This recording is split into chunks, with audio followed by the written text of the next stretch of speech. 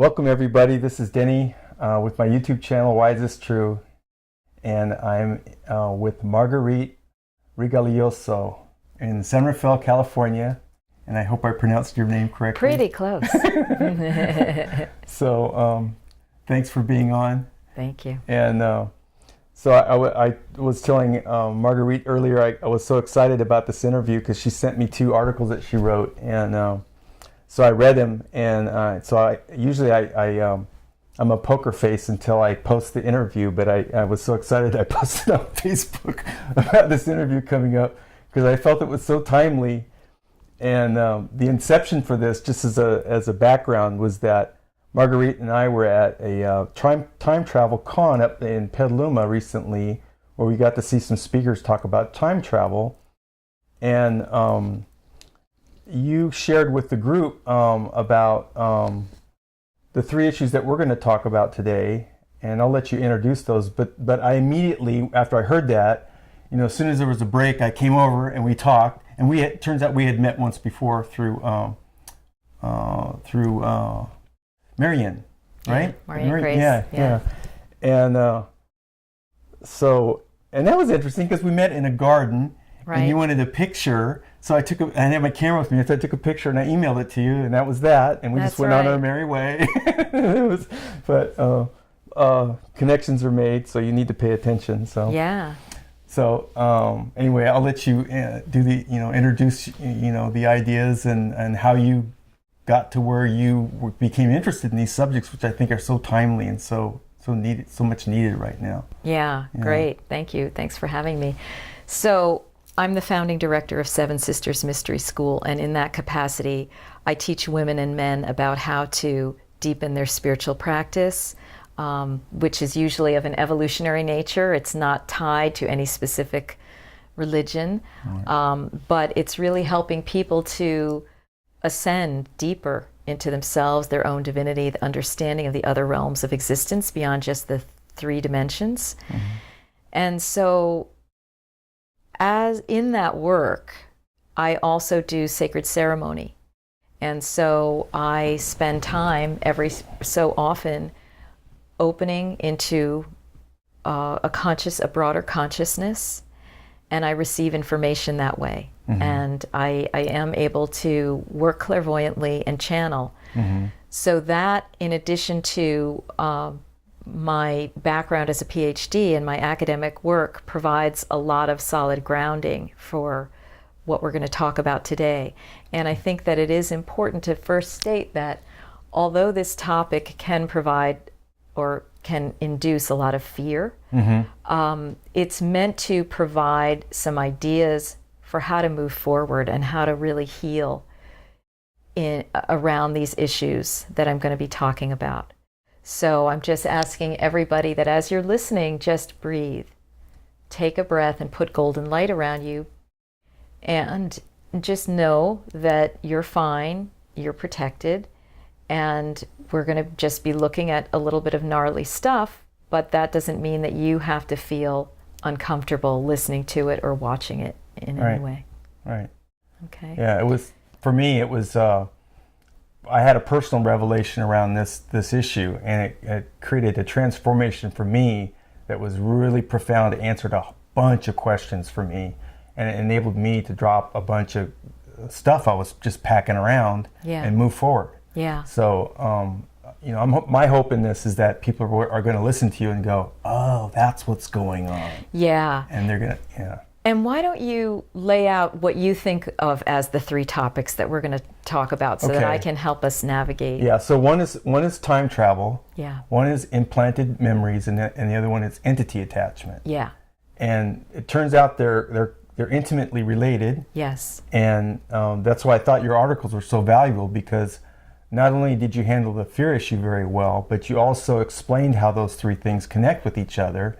And you described those 3 phenomena in a way that was more informational and not playing the fear card. Yeah. Which a lot of people will do right. in an effort to sell their services or whatever, which is or very get people to listen. you know? Right. Read my article. Yeah. Right, because it's going to scare you or to whatever. Yeah. So yeah. anyway. Yeah. And as it turns out, as you're saying, all these three issues are related. And the thing is that although once we get started, it's going to sound like, oh my gosh, how could I possibly ever know fully what's going on or get out of this? The point in our talking is you can get out of this. We can declare Earth as a sovereign place from these beings. And that is my purpose and point in doing this work, done with love and respect for all the panoply of beings, which we would consider ranging from positive to negative. But it's time now for each individual to declare their sovereignty, meaning that their space is clear of manipulation of any kind, energy beings, thought forms, plugs, programs, implants, whatever, and that we're doing the same for Mother Earth.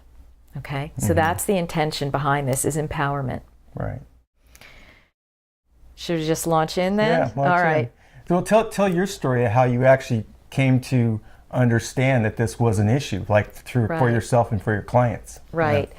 So what we're talking about is sexual abuse as related to entity possession of both the perpetrator of the act and then the person who gets victimized by this. There's an entity activation, possession, and then transfer that goes to the person. And in the work that I do as a spiritual mentor and clairvoyant guide, as well as a teacher of spiritual topics and practices and clairvoyance and channeling, boy, do I see people with sexual abuse. I mean, in any room, the percentage that you're going to find of people who have this situation is huge. Huge. And the more I go about this work and life, the more I began to realize this is beyond the beyond. This is beyond just human dysfunction. This is a plague. And what is the actual origin of this plague? And therefore, how do we remedy this plague and get out of it, because it's getting worse and worse and worse and ratcheting right in. It's creating intergenerational trauma, and it has for quite some time. I mean, even Freud was talking about his female patients, calling them hysterics, that they were having, fantasies with relatives, but they were actually being sexually abused. So we don't even know how far this really goes back. Right. But it's not a matter of just humans having problems and becoming sexually attracted to children and others, relatives, and all sorts of things. It's they are intersected. They're already given trauma fields, given what's been going on emotionally, are intersected with and preyed upon by entities. Okay? So who are these entities? Well, that is the big question, and there's been a lot of talk about different types of entities that are working with or preying on planet Earth and the Gaia sphere in many different dimensions. And so I think we're talking about those types of entities, the negative ones, and they have their own types of hierarchies. But they end up coming into the chakra of the perpetrator according to where that person's wounds are from their own childhood. Sometimes there's already been a lineage of sexual abuse, and sometimes there hasn't, but they have issues, they have wounds. Being on planet Earth at this time, and for quite some time, maybe for thousands of years, since patriarchy really kind of has gotten its claws in here, we've had intergenerational trauma and problems. And then the decimation of the wholesome indigenous peoples all over the world has further led to the loss of all of the remedies and the ways of being that are much happier and really much more harmony producing for humanity. Right. So we're all kind of wounded, and typically the wounds for especially men, who tend to be in large part the perpetrators, although not exclusively, is in the second chakra. Okay, the third chakra and the second chakra. So the second chakra is the sexual chakra, and whatever vulnerabilities that men have, and a big one that men have is sexual arousal and desire because of hormonal levels. So these entities know how to come right in, vroom, right into that second chakra and get them going, okay, with all different sorts of things. So that's kind of a little primer. And then when this perpetrator inappropriately touches the victim, the entity is transferred to the victim at that place. And it can be any place on the body that a person has had any kind of sexual abuse or inappropriate touch or inappropriate connection, contact. And then that person, because it has an entity attached to the person, becomes like a beacon for other such entities. So people want to know, why did I get not only assaulted by my uncle or my father, but also the man down the street, my cousin this, the other person over here? Do I have a sign on? And what I have determined is that yes, you do. You have an energetic sign on, which is this entity that activates the entities in other people or calls entities into other people, so that at the time of activation of this act, the person is either totally or partly unconscious, possessed. They may be to some degree aware of what they're doing, but they're not aware of the degree to which, most people now, they're not aware of the degree to which they're being possessed, which is why this is a compulsion. They can't really control it because it's an addiction. It's a compulsion. It's entity related. And I'm going to talk later about all addictions being entity related, which is why you can't intellectually talk yourself out of any of these things. So they're operating at a level of force onto the human being. Why? Because these entities get food out of this interaction. They get food from the sexual energy. They get food from the shame energy. They get food from the fear energy of the victim, and they get food out of the pain energy of the victim.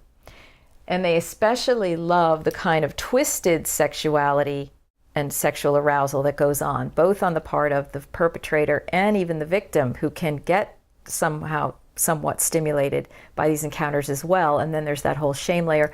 This is like a feast for these types of entities. So that's the bottom line here of what I have seen as a clairvoyant guide for people. Now, how I got into this personally. Yeah, so my personal connection with the topic of sexual abuse is as follows. I have always remembered that as a child, I was afraid to be alone in a house if somebody's father was there or brothers were there, but not the mother. And I never really knew why. But this was, I would get into a near panic if it happened. And the only times I remember being approached by a man were twice. Once in my grandmother's next door neighbor's house upstairs.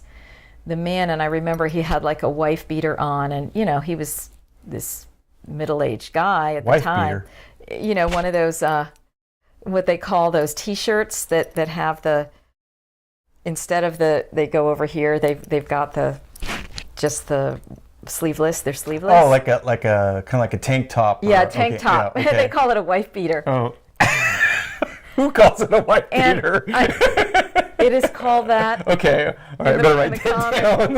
and this fit the bill in this case, because he came at me and he cornered me, and I ran out of that house screaming into my grandmother's house, and she wanted to know what was happening, and I could never tell her.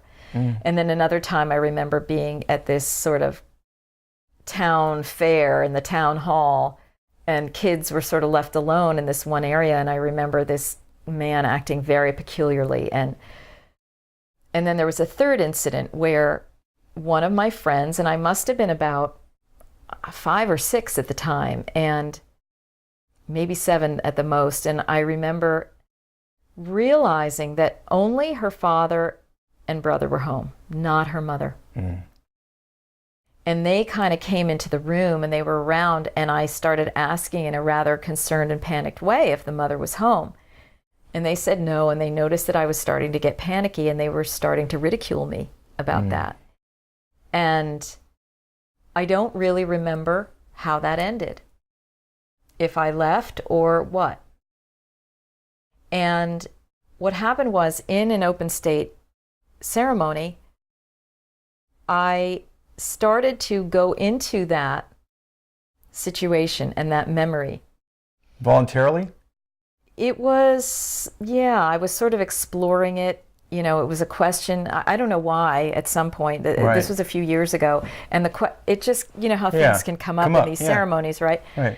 And so I started to look at that situation, and I began to wonder if something else had happened that day. And the next morning after the ceremony, I was up in my bathroom and I was shaking. I started to shake. And I thought, oh my God, what is happening? And so I went back in ceremony, which is something I usually don't do. I don't usually do like 2 days in a row, but I went back and felt very strongly compelled to go back in ceremony. And they said, we just want you to stop right there. They said, what we wanted you to see was that you could have been led to create a whole series of memories about what had actually happened that day. But we don't want you to go there. We want you to stop, get off that right now, and just see something we're going to tell you, which is oftentimes people with repressed memories about sexual abuse that come up later mysteriously, and they're like, why didn't I remember this until now? I was shown that that is because a timeline has been artificially inserted into your history, into your past. And that what happens is you'll be fed a couple of little memory tags here and there, and you're coaxed to pull them out so that you pull out the whole timeline, the whole memory or series of memories, or suddenly remembering a lifetime of sexual abuse with this, that, or the other person, and you relive the whole thing. The entities get the same energy as if you had grown up with it in our regular old organic timeline, that we'll call it.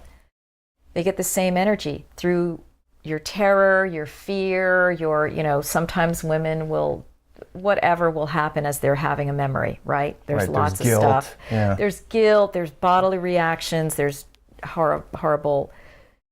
And typically, the therapy is to get you to tease out all these memories and relive the whole thing. And the guide showed me, no, we want everybody to know that there's a different way to handle these so-called memories, which it's not that you're making it up.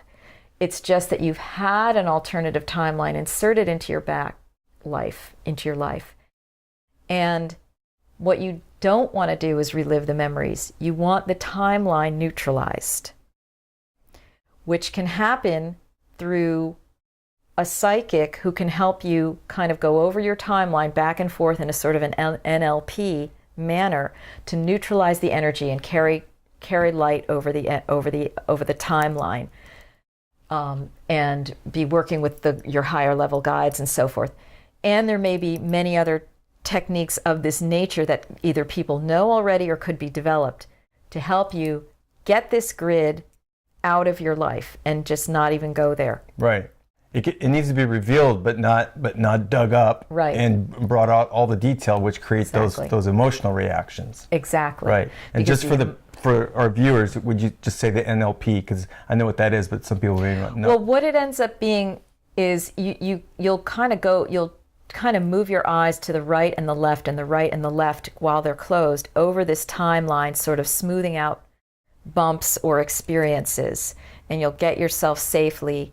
This is a whole technique that neuro-linguistic programming. Neurolinguistic programming, yeah. And okay. I mean, NLP. Right, and I think they use similar things of moving your eyes, or I think there's tapping too, but it's a technique that helps you release the trauma, okay? So the way these beings have been able to get away with this is because we only have a linear view of time.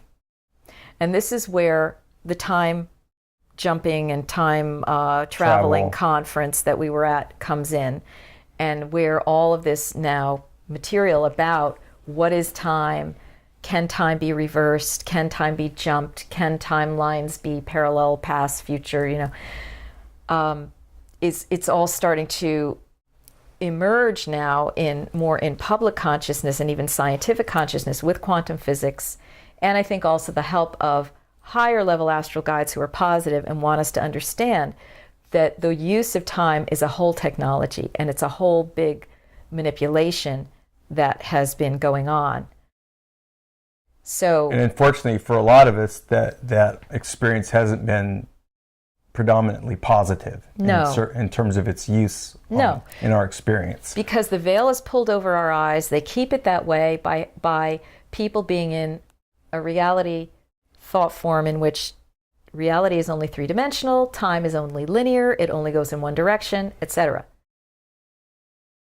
To say that a being has inserted an artificial timeline into your life sounds crazy, and that's how they've been able to operate for a long time with this. Right. They want us to dismiss it. And keep it completely undercover.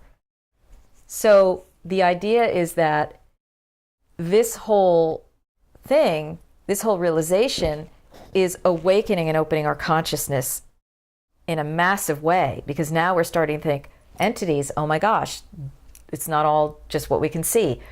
Time manipulation, oh my gosh, time is not just linear. And that's starting to propel us into what we're calling fifth dimensional consciousness. And it can be a painful awakening, but it's what's needed so that we can declare sovereignty over planet Earth, as well as ourselves individually. And I see this sex abuse thing as a major, major thing that needs to be thrown off. Absolutely. Because that is keeping us... It's like a barrier. A total barrier, traumatized and re-traumatized, and it's getting worse and worse and worse and worse and worse. And we're saying now, stop. This is it. We are becoming aware of what's happening, and we're getting the consciousness that we need. We have the tools to throw it off. And we have to have the tools to throw it off. Yeah, and we already do have those tools. We do have those tools. We just need to make use of them. We do, and we have to continue to develop those tools, okay? Because it's important to understand also that, again, to say that you've had an artificial timeline inserted into your life doesn't mean that you've made up a whole false history. It means that they have used this uncanny, bizarre technology to give you like a parallel or alternative history in your life in which you did have all these things happen. And this time confusion is part of why the perpetrators will never admit it, because they're to some degree in a different reality that they then get drawn and pulled into your reality, and nobody's on it's completely out of parallax and out of whack. So oftentimes your father in his organic timeline didn't have that happen. It happened in the artificial timeline that got put into you, and you and he are both trying to figure out what this is, and you're sitting there going, how could this be? I know my father is good, blah, blah, blah, blah, blah. Am I crazy? And yet I have this whole series of memories. So this is oftentimes what's happening, okay? It's inserted timelines. Now, sometimes, yes, the abuse happens in organic timelines, but the clue to whether you might have had an insertion is that your memories came much later. In fact, recently, all of a sudden, you started having the sex abuse memories. That can be a sign that you've had your timeline manipulated. Right. One of the things that came to my realization, and it's not something I can prove, it was just something I was thinking about as we go through this transition, and that there's a lot of people either dying right now, passing on, or getting their house in order. And there's, to me, my thinking was that there's a lot more entities out there looking for a host right now. They're getting cast off, and they're getting more energetic about reattaching themselves, and they're coming in very harshly on the younger generation right now, especially where there's drug use, or family problems. Kids not being able to find a job. For instance, all this rioting that went on with the elections. Those kids, to me, kind of demonstrate the level of lostness that they're experiencing right now, and that's like a ripe playground for entities to find new homes. And it seems like my thinking was that a lot of people who are becoming aware of this in various ways are getting rid of them. That doesn't mean that they disappear. A lot of them go through it. There's a healing process where they actually go back to the light and they do get healed. But that's not always the case. Sometimes they're just freed from the person who creates a protection, successfully protects themselves. And I don't know whether that's here nor there, but it just kind of made me think of, when you say it's getting worse and worse, that may be a reason it is getting worse. Yeah, I think there are a number of reasons why it's getting worse, and we should at some point make sure that we talk also about other ways of getting rid of entities. Yeah. But there is no shortage of human beings on the planet, let's put it that way, with the population going haywire into the 7 billions or whatever. But I think that the feeding frenzy of the entities has gotten more and more intense. As more and more negative visitation has happened on planet Earth, it's just become... Yeah, because it's like the 11th hour for them, right? Yeah, in a way, a lot of people are saying it is the 11th hour for these beings.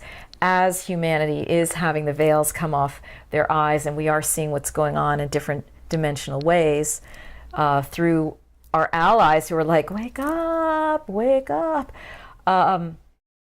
Yeah, I think that they're kind of latching on and ratcheting it up and so forth. But you were talking about young people, and really people of any age who are feeling lost, alone, disenfranchised. Yeah, you're a feeding ground for entities. And drug use is a big way in which these beings come in, because when you use drugs, you open your consciousness to other dimensions. When you open your consciousness to other dimensions, beings can come in and attach to you if you don't know what's going on or how to deal with them. So they can attach to you, first of all, to foster an addiction so that you continue to use that substance, because they get fed every time you do go into that state.